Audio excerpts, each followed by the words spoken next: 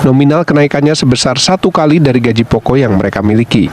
Sementara untuk guru non-ASN yang telah ikut sertifikasi atau pendidikan profesi guru atau PPG akan mendapatkan peningkatan kesejahteraan sebesar Rp2 juta. Peningkatan kesejahteraan guru non-ASN sebesar 2.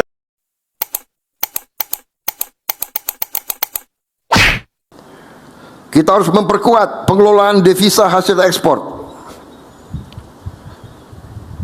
dan memastikan bahwa kekayaan Indonesia memberi manfaat sebesar-besarnya kepada seluruh rakyat Indonesia. Keempat, ekonomi Pancasila adalah ekonomi yang egaliter, ekonomi yang kerakyatan, ekonomi kita berdasarkan rancang bangun cetak biru yang dibuat oleh pendiri-pendiri bangsa kita, oleh Bung Karno, Bung Hatta, Bung Syahrir dan semua pendiri-pendiri bangsa kita, tertuang dengan sangat jelas dalam pasal 33 Undang-Undang Dasar 1945, di mana sangat jelas diamanatkan bahwa perekonomian Indonesia disusun sebagai usaha bersama berdasarkan azas kekeluargaan.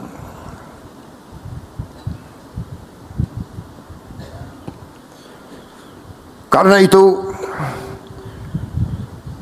koperasi harus diperkuat, koperasi harus bangkit.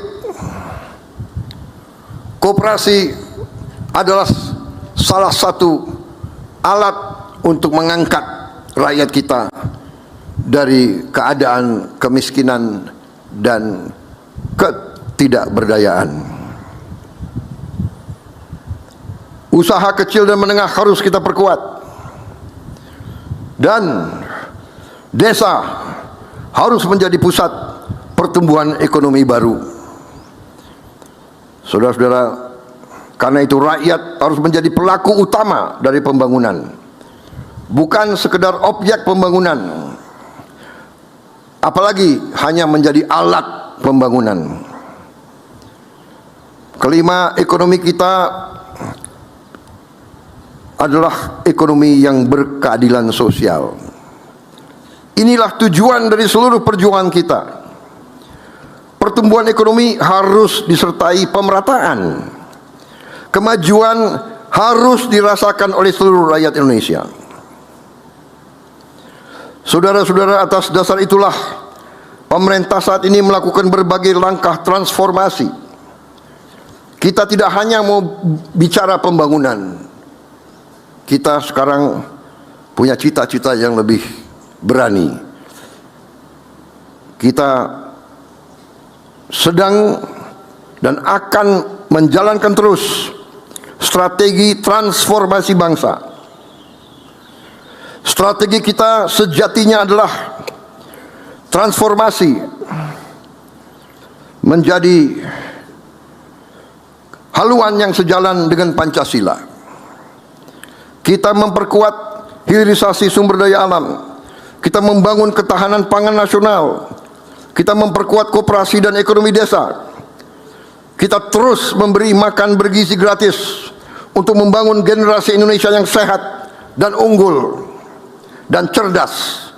Kita memperkuat pendidikan, kesehatan, dan pembangunan manusia. Kita memperbaiki tata kelola agar kekayaan bangsa tidak terus bocor dan tidak terus mengalir ke luar negeri. Saudara-saudara, suatu transformasi, suatu perubahan yang besar tidak mudah. Kita akan menghadapi rintangan, kita akan menghadapi tantangan. Mungkin juga kita akan menghadapi perlawanan dari kelompok-kelompok yang suka dengan korupsi, suka dengan penyeludupan, suka dengan tindakan-tindakan ekonomi yang ilegal. kita akan mungkin menghadapi perlawanan dari mereka-mereka yang tidak cinta tanah air, bahkan berusaha terus untuk memperlemah NKRI. Tapi bangsa yang besar harus berani. Kita harus berani ambil keputusan yang benar, walaupun sulit. Kita harus berani membela rakyat kita. Kita tidak boleh mewariskan kemudahan jangka pendek, tapi mengorbankan masa depan anak-anak dan cucu-cucu kita. Tidak ada negara yang merdeka tanpa kemakmuran. Kita tidak mau jadi bangsa yang tergantung oleh bangsa lain, karena sesungguhnya tidak ada bangsa lain yang akan kasihan sama kita. Kalau kita dalam kesulitan, kalau rakyat kita lapar, kalau rakyat kita dalam kesulitan, tidak ada bangsa lain, kekuatan lain yang akan kasihan atau membantu kita. Sebagaimana pendiri bangsa kita, sebagaimana proklamator kita, Bung Karno pernah menganjurkan kepada kita, kita harus berani berdiri di atas kaki kita sendiri. Itu adalah intisari daripada negara yang berdaulat. Saudara-saudara, Pancasila telah mempersatukan bangsa Indonesia selama 81 tahun.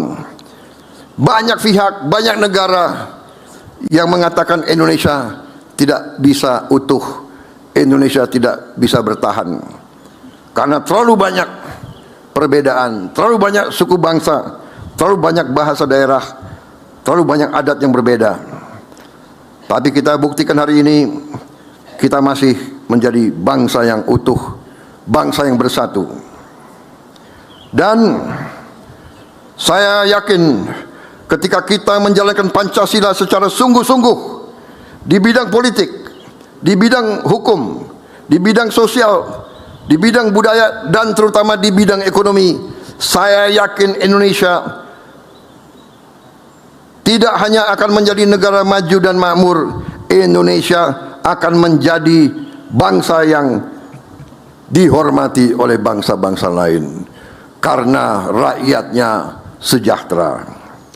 Bangsa yang kuat karena persatuannya, bangsa yang makmur karena keadilannya, bangsa yang besar karena kemanusiaannya, bangsa yang mampu menjadi kekuatan bagi perdamaian dunia, bangsa yang tidak minta-minta bantuan, bangsa yang mampu membantu bangsa-bangsa lain.